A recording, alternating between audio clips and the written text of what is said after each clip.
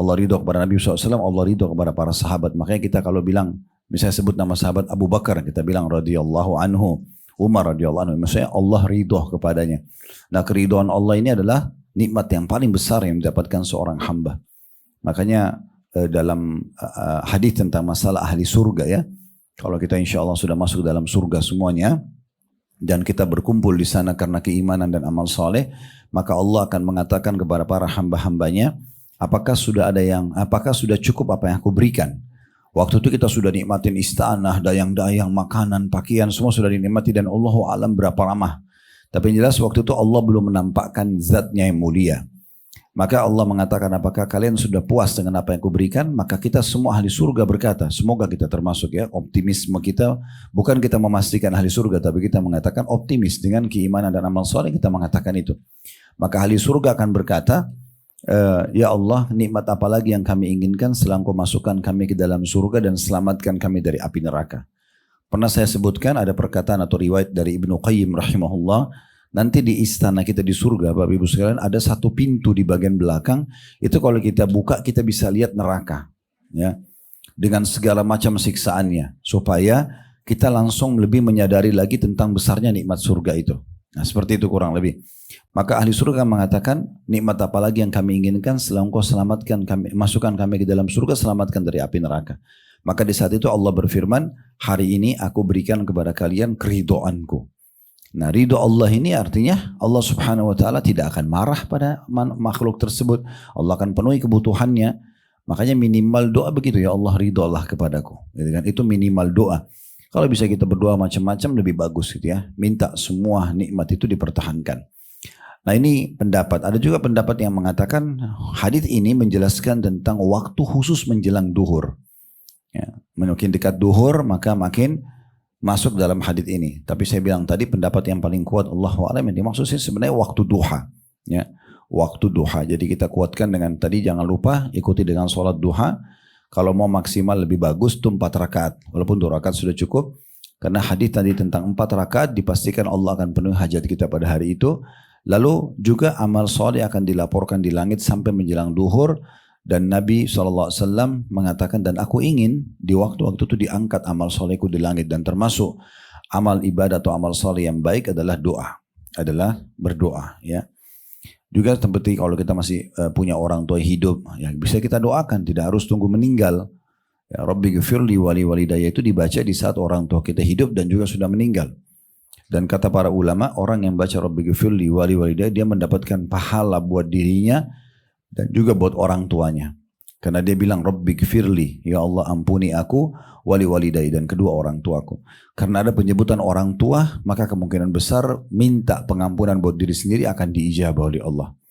Itu diantaranya, kita juga baca tentang rumah tangga kita misalnya, Rabbana srif anna adzab jahannam, inna adzabaha kana gharama, innaha sa'at mustaqarra wa muqama, dalam surah Al-Furqan ya.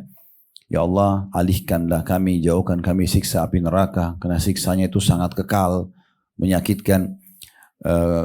Kemudian itu adalah seburuk-buruk tempat kita tinggal. Lalu kita baca sesudahnya Rabbana hablana min azwajina wa dhurriyyatina qurrata a'yun waj'alna lil muttaqina imama.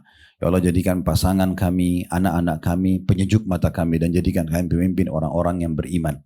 Doa ini dibaca bagi orang yang belum nikah, orang yang sudah menikah, sama akan mendapatkan keberkahan kalau selalu diulang-ulangi.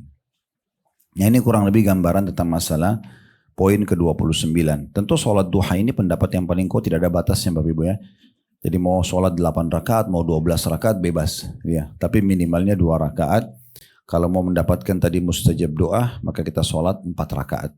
4 rakaat ini pernah kita jelaskan, bisa 2 rakaat salam, 2 rakaat salam, bisa 4 rakaat juga sekaligus. Ya. Selanjutnya poin ke-30, masalah juga di bulan Ramadan. Ini tidak asing tentunya, bahwasanya waktu itu mustajab doa. Di antara hadis tentang bulan Ramadan, dan Ramadan ini nama bulan ya, bulan-bulan Hijriyah. Sebelum kita masuk ke masalah hadisnya, perlu Bapak Ibu punya pertanggalan yang ada Hijriyahnya, yang ada Hijriyah ya. Kita kan selama ini sudah dari kecil udah tahu Januari sampai Desember gitu ya. Tapi usahakan kalau beli tanggal, yaitu ada tanggal Hijriyahnya. Jadi mulai dari bulan Muharram, Safar, Rabiul Awwal, Rabiul Tsani, Jumadil Ula, Jumadil Tsani, Rajab, Sya'ban, Ramadan. Ini Ramadan bulan ke-9, baru Syawal bulan ke-10, Dzulqa'dah, Dzulhijjah 11 dan 12. Kenapa kita harus tahu ini? Karena banyak di antara muslimin belum tahu kalau Ramadan bagian daripada 12 bulan dari bulan Hijriah. Banyak di antara muslimin tidak tahu, oh ternyata sudah masuk puasa Ayyamul Bid, puasa 3 hari setiap bulannya, ya, karena dia pas 13, 14, 15 dari bulan Hijriah. Ya. Berapa banyak di antara muslimin tidak tahu ternyata sudah masuk di 1 Zulhijjah, yang pernah kita jelaskan itu 1 sampai 9 Zulhijjah ini hari-hari emas kita. Hari-hari yang mengalahkan keutamaan Ramadan itu ada di tanggal 1 sampai 10 Zulhijjah, ya. Dianjurkan puasa 9 harinya 1 sampai 9, tanggal 10 nggak bisa puasa karena itu adalah hari raya Idul Adha, gitu ya. Dan di tanggal 9-nya ada hari Arafah yang orang kalau puasa sehari lebih baik dari akan mendapatkan pengampunan setahun yang lalu dan setahun akan datang. Tanpa mengetahui bulan Hijriah, kita juga tidak tahu puasa Tasu'a dan Ashura 9 dan 10 Muharram misalnya, gitu ya. Jadi terlalu banyak hal-hal yang luput dari kita kalau kita tidak tahu tanggal-tanggal Hijriah. Jadi bulan Ramadan adalah bulan ke-9 dari bulan-bulan Hijriah itu. Dan tentunya bulan Ramadan memang sudah ditentukan namanya ini dari pertama penciptaan langit dan bumi. Makanya Bapak Ibu bisa baca dalam surah At-Taubah ayat 36.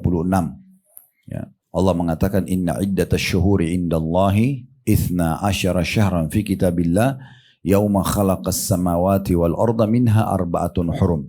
Dalam surah At-Taubah ayat 36. Sungguhnya di sisi Allah Subhanahu wa taala ada 12 bulan yang sudah ditentukan dari semenjak penciptaan langit dan bumi, dan diantaranya ada 4 bulan yang dimuliakan. Nah ini adalah bulan-bulan Hijriah tadi yang saya sebutkan. Muharram bulan 1, Safar bulan 2, Rabiul Awal bulan 3, Rabiul Tsani bulan 4, kemudian Jumadil Ula bulan 5, Jumadil Tsani bulan 6, Rajab bulan 7, Sya'ban bulan 8, Ramadan bulan 9, Syawal bulan 10, kemudian Dzulqa'dah bulan 11, dan Zulhijjah bulan ke-12. Nah diantaranya ada 4 bulan yang dimuliakan, maksudnya pahalanya dilipat gandakan. Itu bulan Rajab, bulan ke-7, kemudian ada 3 bulan berurutan. Dzulqa'dah 11, Zulhijjah 12, dan bulan Muharram bulan 1. Ini kalau Bapak Ibu buat amal soleh dilipat gandakan pahalanya selain Ramadan.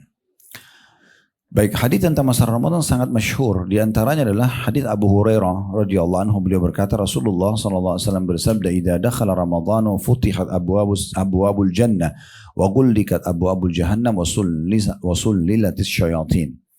Apabila Ramadan tiba, pintu-pintu surga dibuka, pintu-pintu neraka ditutup, dan setan-setan semuanya dirantai. Hadis riwayat Bukhari dan juga Muslim, ya.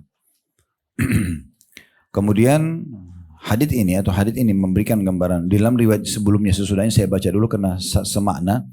Hadits Abu Hurairah juga radhiyallahu anhu, bahwasanya beliau berkata Rasulullah SAW bersabda, "Idza kana Ramadhan futihat abwabul rahmah wa ghullikat abwabu jahannam wa sullilatis syayatin."